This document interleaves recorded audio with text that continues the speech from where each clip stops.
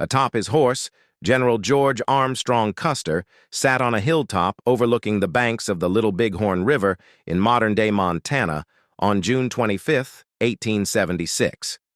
Known for his valor and good fortune, the Civil War veteran was preparing an ambush against the biggest Indian camp ever to form on the plains.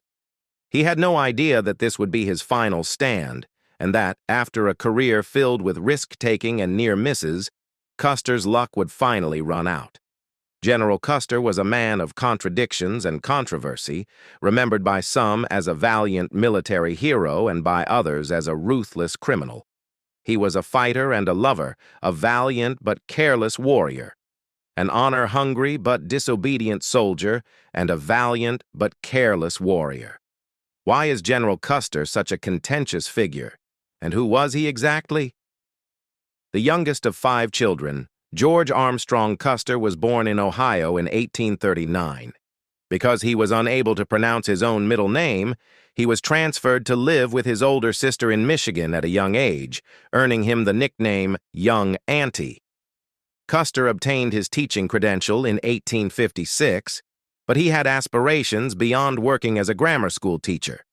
In 1857, he enrolled at West Point Military Academy, where he was notorious for devoting more time to practical jokes than to academics. He frequently earned himself additional weekend guard responsibilities and was frequently scolded and given demerits. He was once even court-martialed for failing to break up a fight between 2 cadets, which would portend future problems in his career. He graduated dead last in his class in 1861, which is hardly unexpected given all these extracurricular pursuits. After graduating from West Point, Custer found the nation in disarray. In April 1861, the Civil War had just begun, and Custer saw his chance for fame. He enlisted in the Union cavalry, where his fearless leadership style, audacious cavalry charges, and tactical skill caught the notice of his superiors. At the age of 23, he was appointed the youngest brigadier general in the Union Army in June 1863. He was known as the Boyd General. A few days later, at the historic Battle of Gettysburg, he experienced his first taste of leadership in combat. Confederate General J.E.B. Stuart's cavalry divisions were trying to surprise the Union Army's rear on the 3rd and last day of the brutal battle, when Custer's men cut him off. Custer's forces played a crucial part in the Union's triumph in this significant engagement by successfully driving off the Confederate cavalry following a fierce combat involving thousands of riders. Custer was promoted to Major General in command of an entire cavalry division before the end of the Civil War as a result of his courage and boldness. Extremely uncommon for an officer in that era, Custer was frequently the first to go into battle and was renowned for leading his men from the front rather than the back. Additionally, General Custer appeared to have a talent for staying healthy. The phrase "Custer's luck" was created to characterize his extraordinary good fortune, which allowed him to avoid catastrophic injuries throughout his career, despite participating in multiple important battles and having 11 horses shot out from under him. Custer participated in several of the Civil War's pivotal events. Custer was the one who received General Robert E. Lee's white flag, which signified his desire to turn himself in to Union General Ulysses S. Grant, after his own cavalry units blockaded the Confederate leader's last escape. On April 9, 1865, Custer was also present when Generals Lee and Grant signed the terms of surrender. Because Custer played such a crucial role in the Union's Civil War victory, General Philip Sheridan bought the table used to sign the terms of surrender and gave it to Custer's wife as a token of appreciation for her husband's service. Custer had married Elizabeth Libby Bacon in February 1864, just before the Civil War ended. The match was not supported by her father, a judge who thought Custer was beneath her. She rejected him at first, but he finally won her over, and they started a passionate letter-writing habit, an intensive courtship that would last the whole of their marriage. Notable quotes by Custer include, "I would be willing, yes, glad, to see a battle every day during my life." His life's goal was to become famous and renowned for his valiant actions on the battlefield. And Libby was his loyal companion in this pursuit, contentedly portraying the role of the devoted lady to his fearless warrior. Custer was infamously colorful as well. He was very conscious of his looks, particularly his long golden hair, which he scented with cinnamon oil.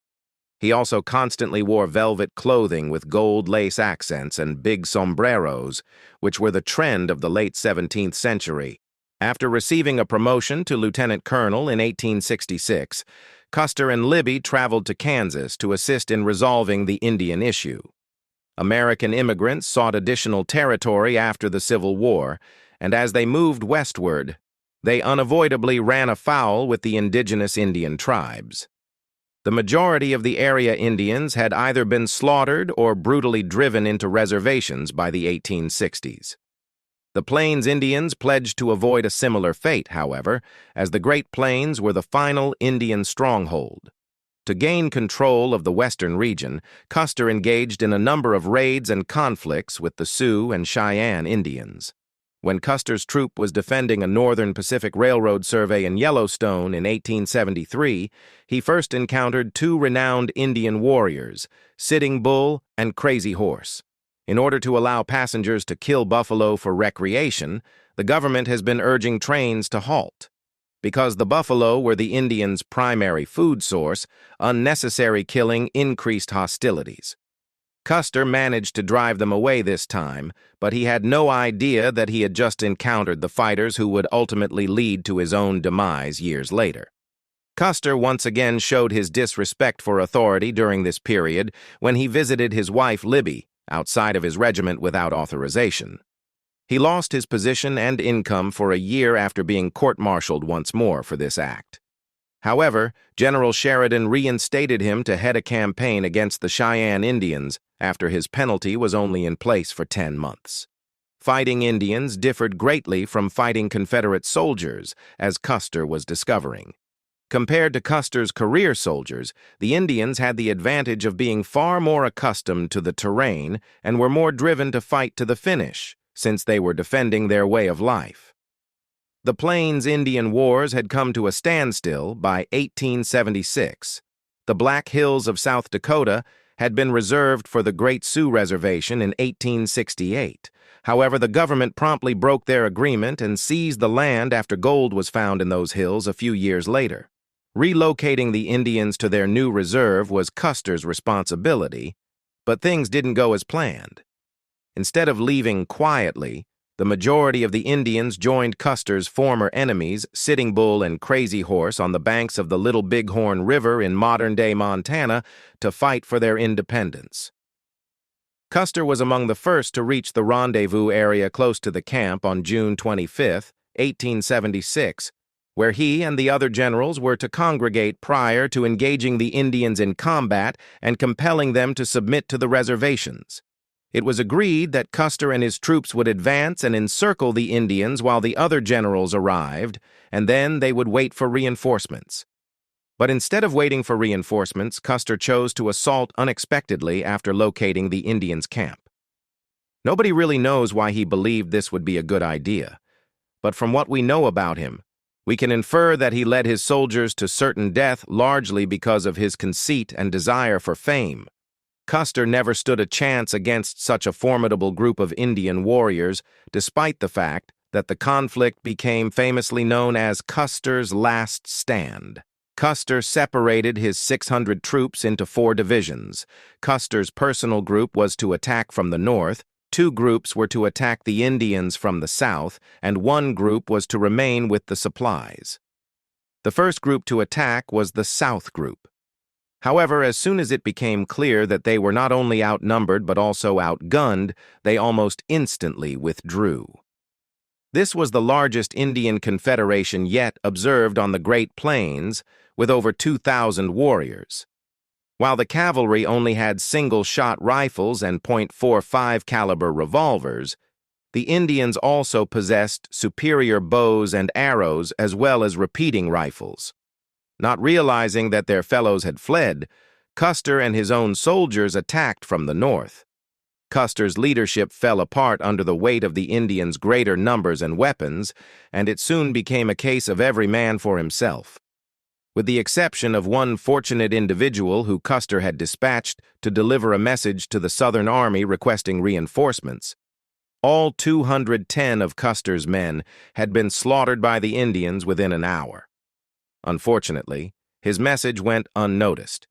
Benteen and Reno, Custer's deputies, detested him and one another, and they had barely avoided a similar outcome. We don't know if it was cowardice, malice, or perhaps even intoxication. We only know that they failed to assist Custer when he issued the message, so hurry up.